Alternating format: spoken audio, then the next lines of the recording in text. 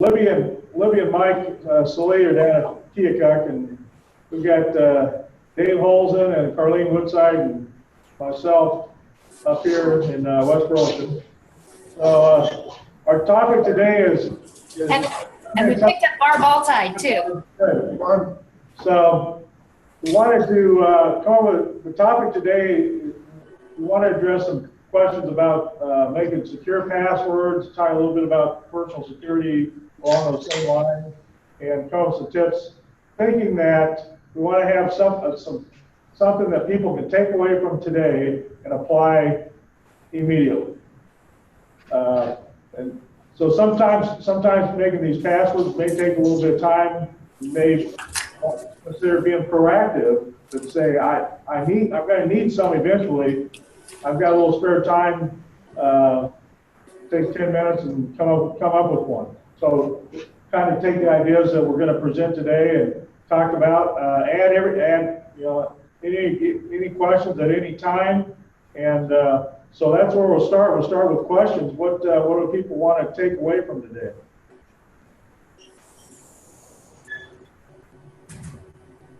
I want my home office area to be as secure and safe as what I have out here at SCC. You're in the right spot, Rhonda. Come on in. Rhonda Howard is joining us up here. In terms of I have your home gotten network.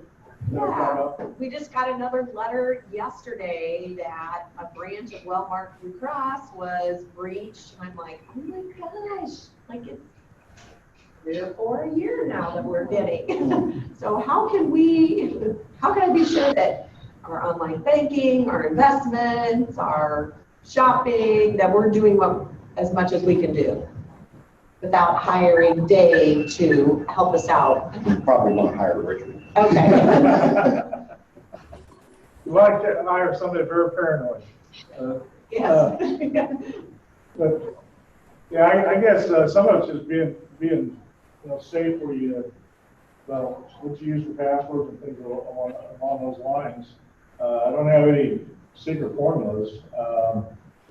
You rely on a lot of things as when you make transactions. If you use home banking, like Dave's going to talk a little bit about answering the questions. Sometimes when you create an account, you're asked for some security questions, and then you provide the answer. And there's some different philosophies on how truthful you are in answering those questions. Oftentimes you don't have a choice. Oftentimes you don't have a choice in. You can't make up your own question. You have to choose from a list, but you have the choice as to what you need for an answer. You don't have to be truthful because you're the only one that matters. They just verify did you answer what you said you were going to answer. Right. But there's something you need to watch out for is if you're going to answer truthfully, don't choose one of those questions that you've already put out on Facebook the answer.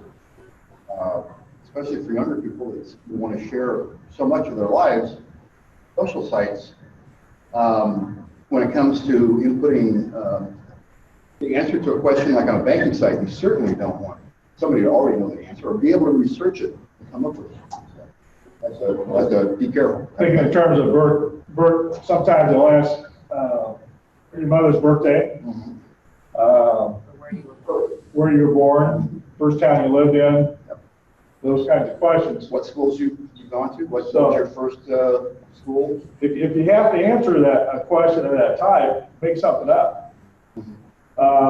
Sometimes we were trying some generic accounts and got into had to answer three questions.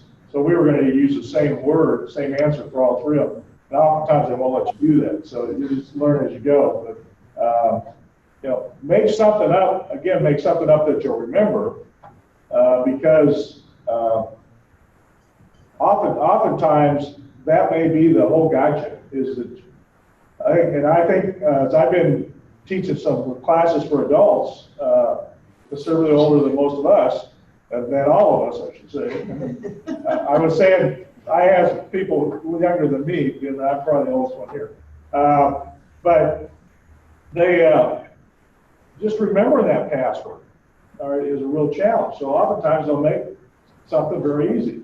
So how can we make something that's memorable, very easy to recollect after you've done it? And then another challenge, I think, is we have so many sites that we have to have passwords for. Right. So what are our options? Well, you could write them all down, carry them with you. There are, Which a lot of people do. certainly, there are devices you can get that will manage your passwords for you as long as you can remember a master password. And then, it'll tell you what the password is for that site, and you input it. Well, I guess that's okay, unless that gets lost or stolen. I was gonna say, I have students that carry that on their phone. Yeah. And then, it might be 6 months later, they say, oh, my phone broke, or I lost my phone. I'm like, Yeah, okay. Yeah. Hope you have a backup. yeah. Another option you might try, I've heard this one, where you have kind of a root password and then you add numbers to it. And that has two advantages, I guess. Something you can remember, you might categorize it for something like, you don't care if they ever get your password, like if you're logged into some shopping site and it's not set up for automatic purchases, and if it is, it's only sent to your house, that kind of thing. I wouldn't worry too much about those. But banking websites, I'd be very concerned if somebody were to steal my information, because then they could clear out my bank account without me knowing about it. So you might have control of your passwords. I mean, good, better, best, highest, something like that. So kind of back to what Carlene said, if we do have, if our passwords are solid, does that give us confidence in kind of what she was saying? Are we safe? Is that the key to being safe, is strong passwords? Well, I don't think you're ever completely safe. I mean, one of the truisms of the security world is that if you think you've never been hacked, you've never looked hard. Everybody's been hacked in one way or another, but whether it impacts you or not is a different question. And what, like David was talking about, is exactly what account was hacked. Mm-hmm.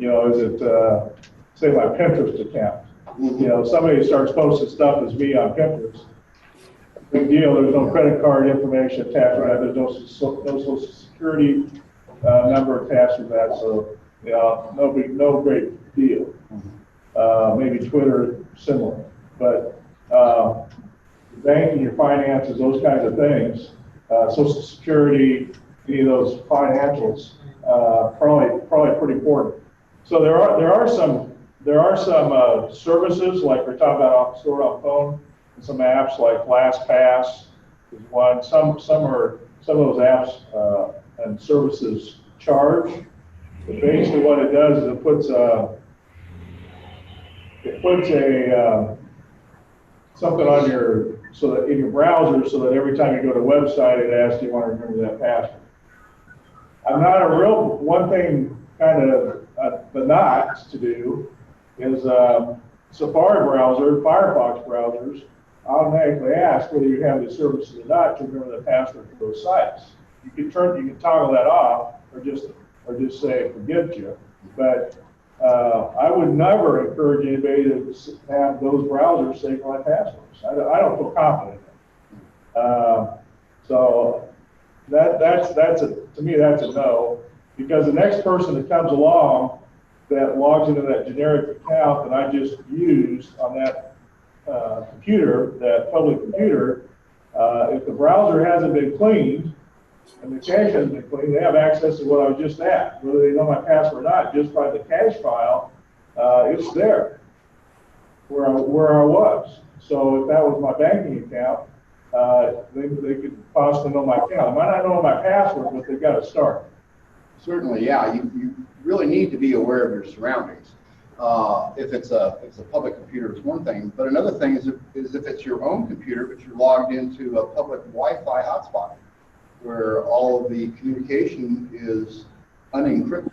Anybody with a sniffer a packet sniffer could sniff your traffic and then get your password, your banking information or whatnot out in the thin air from perhaps the next room separated by a wall, and you wouldn't even know they're doing it.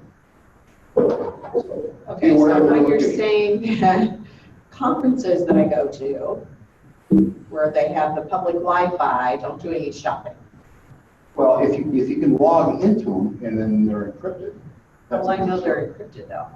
Well, if they ask for a password, you have to have some kind of account there. Or whether it's like, They just usually guessed, you just log in as a guest generically. well, I don't know, what do you think? You're at the mercy of. Yeah, You're at their mercy to see what kind of security they got on that this wireless. But there are some applications on phones and Wi-Fi hotspots. Those are the ones that you need. You say open, that's probably no encryption whatsoever. If you look on your phone, there's no padlock behind the name That's a good point. Yeah. behind the name of the network. Yeah, you just have a padlock somewhere in your browser or somewhere. Yeah. So people may appear to be a bargain, but in the end it's not. So one of the things also helping in terms of security, I mean, where this stuff's going, fingerprints, the phones now some of them will recognize fingerprints, eyeballs, retina scans and things of that nature. It's coming to that, but in a lot of cases we're still using passwords. So wanted to share with us today, how can you get some feedback on how secure your passwords are. Or another benefit of this might be, you're going to need some passwords sometimes. The college is going to ask you for a new password here shortly. How about creating those in advance instead of at the last minute? And also so we're going to show a couple sites here on where this might be of some help. So I'm going to bring up a couple sites here. Go ahead if you have any questions while I'm bringing these up. Well, Barb was mentioning that, like, if you're on as a guest, SEC guest wireless, it's not secure, but the SEC wireless here at the campuses are. But I mean, like, you go to Fort Madison Hospital, I was just there the other day, and you just come up and select the guest one, and it's very unsecure. But yet I do see people doing things like banking there. Yeah, absolutely. So one of the sites that somebody suggested was go to Wolfram Alpha, which is sometimes it's defined as a computational search engine. It's does a lot of really cool things. But one of the things they'll do is they'll check the password strength. So what I've done is I've gone to wolframalpha.com, and down here I put password strength and then a space. And I want to see if I want to use the word asteroid as my password, how potent of a password is that? How strong of a password is it? Well, it tells me it's very, very weak. So if I change that a little bit,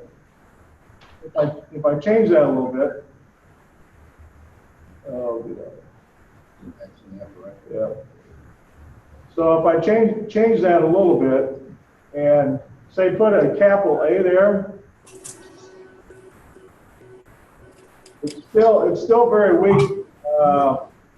But I kind of came up in some of the categories. If I change, this is called what was the term, Dave? Elite? Is that Elite speak? Elite speak. So I may substitute for my I and say exclamation point. It still shows up as pretty weak. My values come up a little bit, up to 32. There's another site that I'd like to share also called Password Meter. called passwordmeter.com. And so I put asteroid in here. If I start off with the regular spelling of the word, it tells me that it's weak. If I just, so the score is like 10%. All right, if I just go to capital A, almost 3 times the strength. If I change that I to a apostrophe or to a exclamation point, I'm up to about 60%. That doubles it again almost. Yeah, and I'm getting a complexity of good. So oftentimes, like Dave mentioned too, and also over here it mentions about using uppercase, lowercase numbers and symbols, is maybe put a number here. So if I just put a single character, if I just put a single digit, it starts making it a little more potent. And then down here, it starts looking at deduction. So I still have consecutive lowercase characters. It's asking if I make those, if I put some more capital letters in there, it's going to improve that, and so on. So, One other suggestion. At the end, instead of that 2, why don't you hold down the shift key and type 1, 2, 3, 4. so look at that score. Yeah, and that was one of the tips that I was going to share today, that it seems like the hardest things to remember are those special characters. What's the difference? Well, where on the keyboard is an exclamation versus a slash, and what's the difference between a forward slash, a backslash, or some of the other top row special characters. I found that if you can remember the number sequence, all you then have to remember is to hold down the shift key and hit something on the top row. And it could be some doggerel type of number, something you just made up that you can remember, or it might mean something to you. But as you can see, it's not going to take too many of those characters to make your password a lot stronger. And that makes it easy by remembering to use the shift key to insert those characters in your password. So hopefully that's a decent takeaway. We'll put these resources up on the blog afterwards. But so basically, we had one capital letter to a common word. We changed we used the elite system. Elite speak. Although they do caution you not to use the very common ones like the one I just used. Well, no, that one's not one I'd seen before, but they really recommend you don't use 0 for O or O for 0, or L for 1, or vice versa. Okay, what about a $sign S? I would suspect that would be recommended again. The 3 for E. Yeah, that's very commonly speaking. Yeah.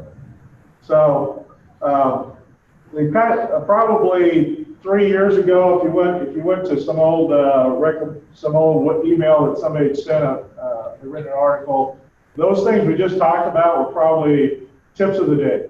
Mm-hmm. You do exactly what we just said to do. Now we're saying, as programmers have become more sophisticated, they just include that in their scanning software that says, all right, most times they can tell how many characters you have in your password. They can, and then they just turn their systems loose. Now they can not just have their own computer running a program, but multiple programs or multiple computers all around the world. Basically, an open source supercomputer to do this kind of stuff. So to crack them, those simple ones like the 3 for the capital E and things like that, they just include that now in their program. Yeah, you're using somebody else's system in that case, and that's not a good system to use. the very system that the crackers, hackers use themselves. But what is important is to have a system or a couple of systems, but pick them out yourself or make up your own, and then stick to it. For what you know, use that to keep them from knowing what you know. And I think again, I think if you can know that there's going to be at least an instance here at the college and probably some other places, you may want to spend some time in changing your passwords. And that's another tip too, is just change your passwords frequently. And ahead of time, as you mentioned. Yeah, if you have time to plan in advance, great. I was on, I don't remember, some website that has no monetary, has none of my financials on it. But I use the same password, where they won't let me use the same password. I can't use any of the two previous. Other sites will say I can't use any that I've used in the past year. So if I'm one of these people who tries to rely on, click on the link that says forgot my password, and I'm going to use something I remember that I've already used, not in a lot of cases you can't. And I think that was probably even a fairly straightforward one, like maybe even Pinterest. So, Bruce, how often do you recommend we change our router and our Apple passwords? Or should we change our router password? I haven't. I've changed it from, you want to change it from the initial default admin. You definitely want to change that, but I haven't changed it. I haven't changed mine.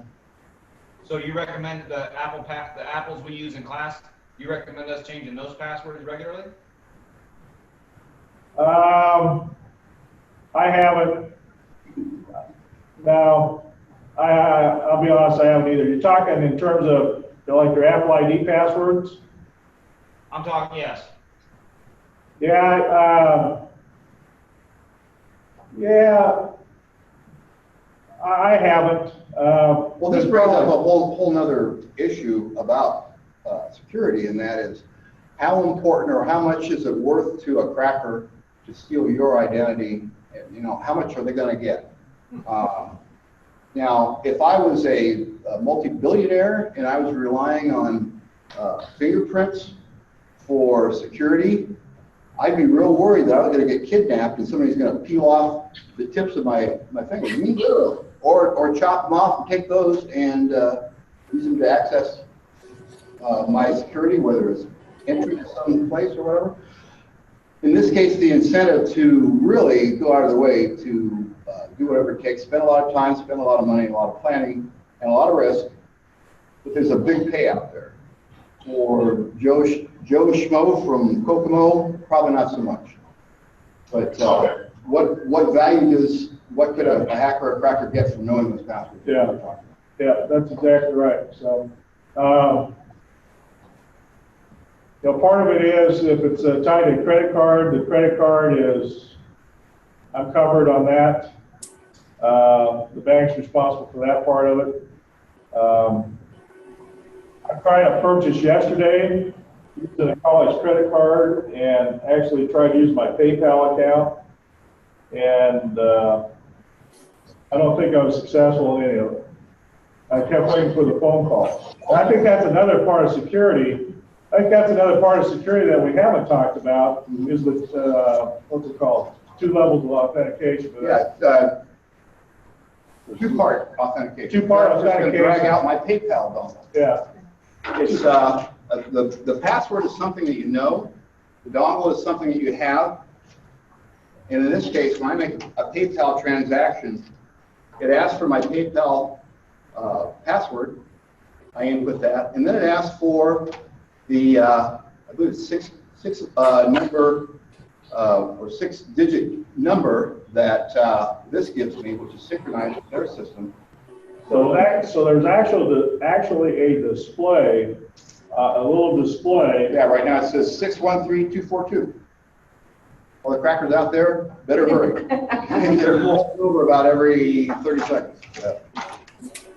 So in some accounts, you can turn on that two-level of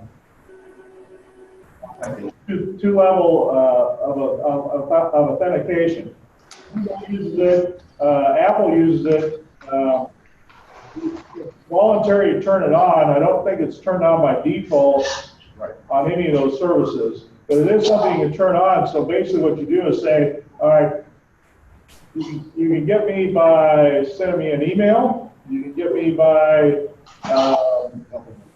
telephone number, or text. So it's a telephone number to actually make a voice call versus a text. So there's normally 3 options, and you will get a choice on, all right, you go in and try your password. Your password gets you in, but they need one other verification. So they'll send you a text with some digits in order to verify that you are who you are at that time. So that's worth turning on, especially on the Apple account and the Google account, and I'm sure there's others that do that 2 levels of authentication, 2-step authentication. Definitely worth turning on. What happened? Go ahead. I was gonna say, is there a browser that we should be using that's more favorable for our online transactions? Something over another? Something beyond Internet Explorer from old times? Certainly. I use Chrome myself.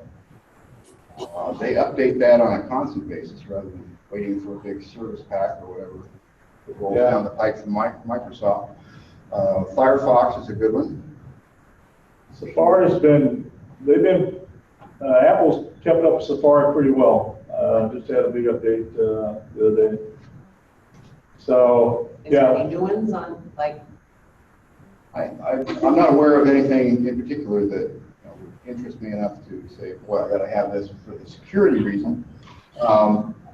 But just keeping your browser and all of the updates on your computer current is important, because there are always new vulnerabilities being discovered. In some cases, they've been around for years, and the NSA would like you to keep quiet about that because they've been using it for 10 years. That just came out recently. Very much true. There's a secure transport layer protocol that has been crackable for the last 10 years that suddenly has been discovered. It's been out there. Thanks to Mr. Snowden, he kind of publicized it a while ago. Yeah, Mr. Snowden apparently.